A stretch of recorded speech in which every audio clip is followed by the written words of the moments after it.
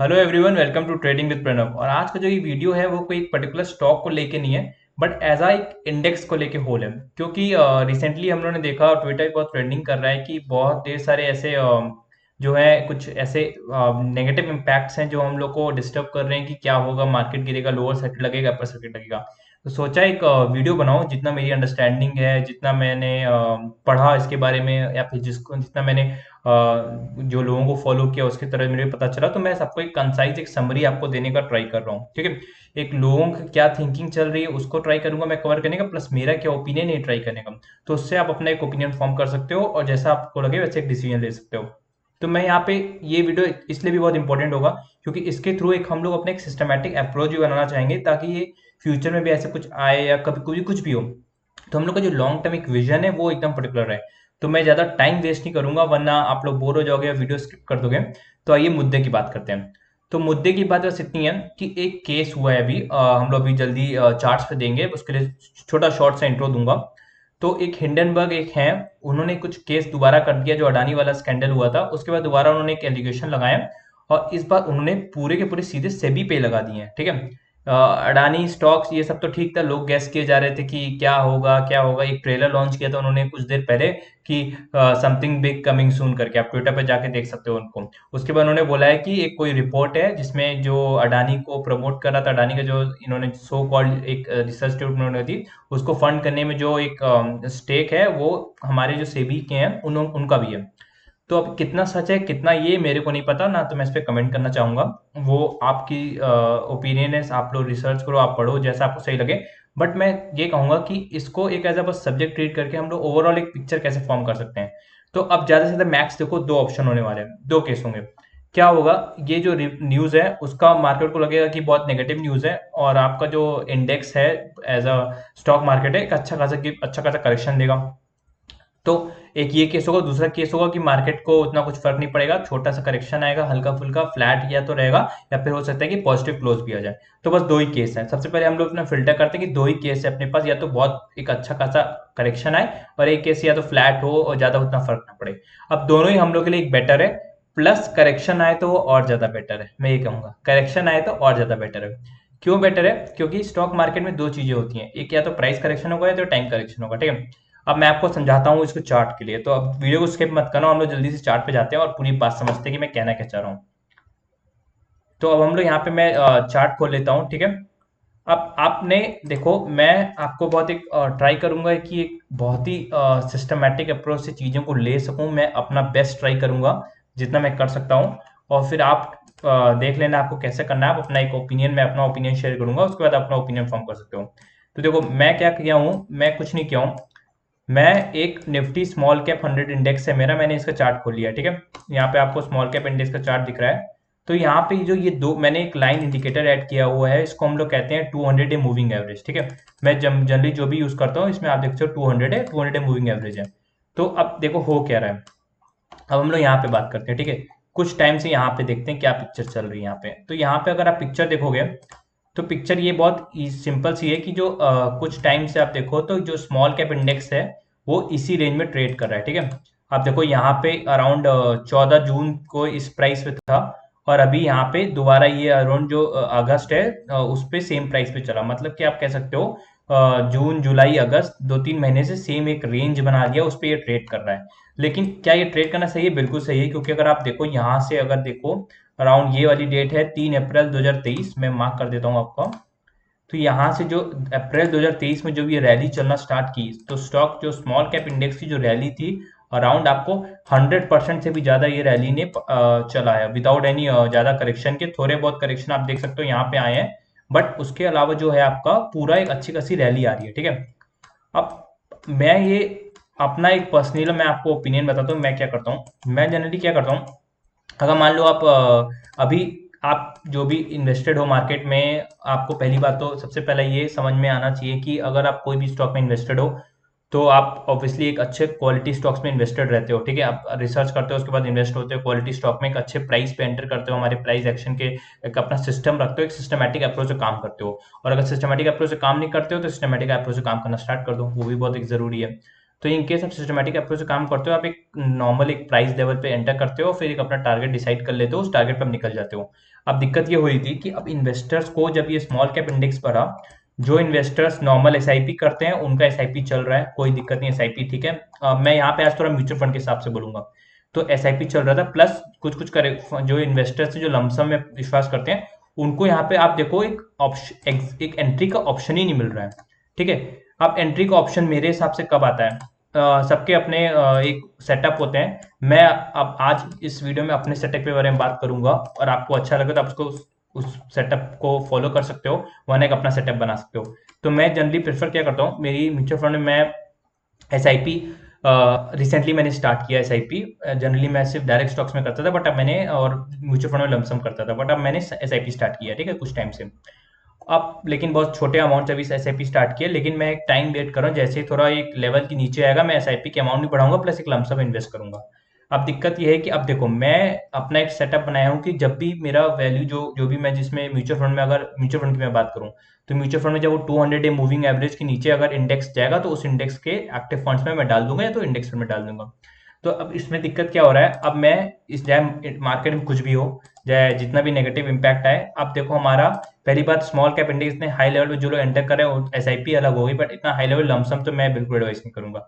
तो अब कुछ एक दो महीने से कंसोलिडेट कर रहा है स्मॉल कैप इंडेक्स, प्लस अभी भी अपने ये देखो तो 12 से 13% जो है अभी अपने 200 मूविंग एवरेज के ऊपर ट्रेड कर रहा है। ठीक है, 200 मूविंग एवरेज की अभी क्या होता है ना, 200 मूविंग एवरेज का मतलब क्या होता है समझते हैं हम लोग। 200 मूविंग होता है जो लास्ट आज के डे से डे माइनस 200, मतलब जो लास्ट 200 डेज का जितना भी प्राइस का एक एवरेज है, उस हिसाब से ये प्राइस की जो 200 मूविंग एवरेज है उसमें ये कैलकुलेट होता है। अब जब कंसोलिडेट हो रहा है तो मतलब प्राइस का मूवमेंट नहीं हो रहा, उसी प्राइस पे अगर निफ्टी ट्रेड कर रहा है, स्मॉल कैप इंडेक्स ट्रेड कर रहा है, तो जो प्राइस तो सेम ही रहेगा, बट आपका, बट जो 200 मूविंग एवरेज की लाइन वो पास आती जाएगी। This is called time correction. तो टाइम करेक्शन क्या हो रहा है, वो कंसोलिडेट कर रहा है, टाइम के साथ साथ वो 200 मूविंग एवरेज की पास आएगी लाइन। और मेरा एक छोटा सा प्रिंसिपल है कि जब भी 200 मूविंग एवरेज के पास अगर वो इंडेक्स आएगा तो मैं उसमें एक लमसम में ऐड कर दूंगा, और एसआईपी चलती रहेगी। उससे क्या होता है, आप कम टाइम में ज्यादा रिटर्न एक्सपेक्ट कर सकते हो, क्योंकि आपको एसआईपी करना है, प्लस जब भी डिप्स है उसमें एक लमसम इन्वेस्ट करना है। अब डिप्स की डेफिनेशन बहुत अलग होती है, तो इसलिए डिप्स की डेफिनेशन इतनी अलग है, तो इसलिए मैंने अपने लिए for my simplicity and convenience की मेरा एक सिस्टमेटिक सिंपल सेटअप हो, मैंने बस एक अपना डेफिनेशन रख लिया कि जब भी 200 मूविंग एवरेज के पास कोई फंड रहेगा तो मैं उसमें अच्छा खासा अमाउंट लमसम डाल दूंगा, अच्छा खासा। एसआईपी तो चलती रहेगी, प्लस लमसम मैं अच्छा खासा करूंगा जब भी 200 मूविंग के पास आएगा। अब मैं इसको आपको हिस्टोरिक बताता हूँ ऐसा क्यों होता ही होता है। अब ये मैंने स्मॉल कैप इंडेक्स से चार्ट खोल लिया, ठीक है। अब देखो कितने आपको मौके मिलेंगे, जो लोग बोलते हैं 200 मूविंग में मौके नहीं मिलेंगे, आपको देखो यहाँ पे कम से कम एटलीस्ट 3-4 मौके मिले, ठीक है। यहाँ पे मौके मिले, यहाँ पे आपको मौके मिले, ये आपका 200 मूविंग एवरेज प्लस लाइन है, ये आपका पूरा इधर की तरफ जो स्मॉल कैप इंडेक्स है पूरा 200 मूविंग एवरेज के नीचे जा रहा था, यहाँ पे कोई आपको मौका नहीं मिला, प्लस आपको यहाँ दोबारा मौका मिला, यहाँ आपको दोबारा मौका मिला, प्लस यहाँ पे भी आपको उतना मौका नहीं मिला, बस आपको एक बार यहाँ पे थोड़ा मौका मिला था। तो अगर यहाँ पे इसको मैं बोल भी दूं कि यहाँ पे एक मौका नहीं मिला था, तो हो सकता है कि इस टाइम पे जब ये 200 मूविंग एवरेज के पास आए तो आपके पास एक मौका है। अब कुछ ना कुछ ऐसे फैक्टर्स होंगे या फिर क्रिएट किए जाएंगे, ध्यान से, होंगे या तो ऑलरेडी क्रिएट किए जाएंगे। उसमें से ये सब भी एक फैक्टर है कि कुछ ना कुछ ऐसे फैक्टर आएंगे, देखना जरूर होंगे, ऐसे टाइम्स आएंगे, ऐसे इवेंट्स आएंगे, कुछ भी ऐसे इवेंट्स हो सकते हैं जब ये स्मॉल कैप इंडेक्स थोड़ा करेक्ट करेगा। तो यहाँ पे एक समझदारी क्या है, यहाँ पे समझदारी ये है, आप एसआईपी कर रहे हो तो एसआईपी अपनी कंटिन्यू करो, प्लस आपकी कुछ भी अगर सेविंग है और आप में इतना आप कैश होल्ड कर सकते हो, कैश है आपके पास, अगर है, कोई स्टॉक बेच के कैश नहीं इकट्ठा करना, अगर है आपके पास कैश, तो आप कुछ एक थोड़ा सा अपना लमसम इन्वेस्टमेंट यहाँ पे कर सकते हो अपने रिस्क के अकॉर्डिंग और अपना स्टडी के अकॉर्डिंग। तो उससे क्या होगा, अभी आपका इंडेक्स जो है अगर यहाँ पे अभी 200 मूविंग एवरेज के नीचे अराउंड 13% है, तो हो सकता है इस इवेंट के चक्कर में थोड़ा करेक्शन आए मार्केट में 5-10% ओवर द टाइम इंडेक्स और करेक्ट हो, तब आपका 200 और टाइम के साथ 200 मूविंग एवरेज भी अब देखो ऊपर आता रहेगा। तो एक तरह से प्राइस नीचे जा रहा है और 200 मूविंग एवरेज ऊपर आ रहा है, तो दोनों जब एक पॉइंट पे आएंगे तब आपके पास आ जाएगा, उस टाइम पे आप एक लमसम इन्वेस्ट कर सकते हो। तो वो आपको एक अपॉर्चुनिटी मिल रही है। तो मैं यहाँ पे सजेस्ट बस इतना करने आया हूँ कि आप कैश जो है, ठीक है, आप जो है कैश जो है, कैश आप रखो अभी इस टाइम पे, कैश, क्योंकि अभी इंपॉर्टेंट है। आप देख सकते हो ये मैं यहाँ पे इसलिए कह रहा हूँ क्योंकि मैंने स्मॉल कैप इंडेक्स का एग्जांपल लिया। अब मैं आपको एक निफ्टी मिड कैप का भी मैं आपको एग्जांपल देना चाहूंगा। आप यहाँ पे निफ्टी मिड कैप भी देख लो, तो मैंने यहाँ पे निफ्टी मिड कैप खोल के रखा है। ये भी अपने 200 डे मूविंग एवरेज से देखो अराउंड 10 से 12% ऊपर की तरफ ट्रेड कर रहा है। तो यहाँ पे सारी इवेंट्स होंगे, ऐसे इवेंट्स क्रिएट किए जाएंगे जब आपका निफ्टी थोड़ा 200 मूविंग एवरेज के नीचे आएगा या फिर कंसोलिडेट करेगा तो 200 मूविंग एवरेज ऊपर आ जाएगा। तो दोनों में से दोनों फैक्टर होंगे, जब ये बहुत पास पास होंगे तब आपको एक लमसम इन्वेस्ट करना है और तब आपका एक अच्छा डिसेंट रिटर्न बनेगा। क्योंकि आप जब भी देख लो हिस्टोरिक डेटा देखो, जब भी आप 200 मूविंग एवरेज के इंडेक्स पास आया है उसके बाद एक अच्छी खासी रैली दिखाया है। हमेशा देखो रैली इसी तरह होती है, इसी तरह अपॉर्चुनिटीज क्रिएट होती हैं, तो आपको इसी तरह ट्रेड करना है, मैं सजेस्ट करूंगा। तो आप ये देख सकते हो, मैंने स्मॉल कैप दिखाया, उसमें दिखा दिया आपको मिड कैप दिखा दिया, प्लस अभी निफ्टी 50 भी आप देखो अभी 200 मूविंग एवरेज से अराउंड कितना 8 से 7% है। तो अभी बहुत सारे इंडेक्स हैं जो अभी बहुत ऊपर ट्रेड कर रहे हैं और एक अपॉर्चुनिटीज बनेंगी जब भी 200 मूविंग एवरेज के पास आए। या तो टाइम करेक्शन होगा या तो प्राइस करेक्शन होगा, कुछ ना कुछ तो होगा और आपको तब ऑप्शन मिलेगा। जैसे मैं आपको सबसे अच्छा एग्जांपल दिखाऊंगा जो मैंने रिसेंटली अपने सिस्टम से फॉलो किया और मुझे बहुत फायदा हुआ, मैंने वीडियो भी बनाया था, जो एक प्योर सिंपल सा सेटअप था जिसको हर कोई फॉलो कर सकता है।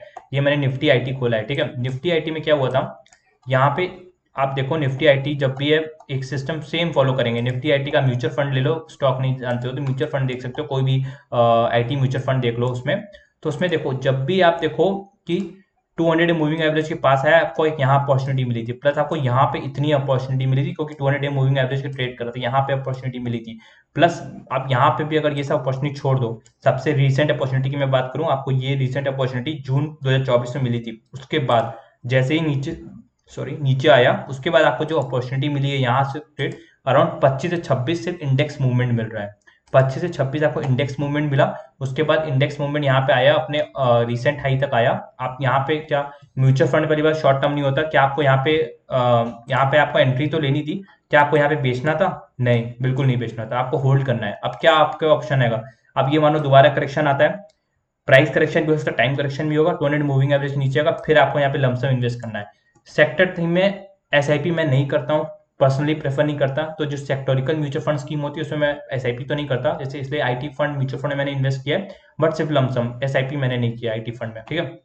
एसआईपी किसमें कर सकते हो, जो index fund related active fund जैसे small cap index, mid cap index, Nifty 50 या फिर जो अदर स्कीम फंड्स होते हैं। सेक्टोरिकल से थोड़ा अवॉइड करना चाहिए एसआईपी, क्योंकि वो सेक्टोरिकल साइक्लिकल चलते रहते हैं, इसलिए थोड़ा अवॉइड करना चाहिए। तो बट मैंने आपको एक छोटा सा एग्जांपल दे दिया, कितना सिंपल अप्रोच था। आपने चार्ट खोला, 200 डे मूविंग एवरेज से नीचे आया, आपने इन्वेस्ट किया, आपको 25-26% का अच्छा खासा मूवमेंट मिल गया। तो इसी तरह होता है। इसी तरह जब ये इंडेक्स नीचे आया तब बहुत सारे आईटी स्टॉक्स नीचे आए थे, जैसे इन्फोसिस, तो मैंने वीडियो भी बनाया था, अगर आपने चेकआउट किया तो आप जाकर चेकआउट कर सकते हो। जब वो नीचे था, 200 डे मूविंग एवरेज नीचे कर रहा था, मैंने एक वीडियो बनाया था, एक्सप्लेन किया था क्यों फंडामेंटली स्ट्रॉन्ग स्टॉक है, क्यों ऊपर होगा, प्लस रीजन डिस्कस किया था कि क्यों नीचे आया था, सब कुछ डिस्कस किया था।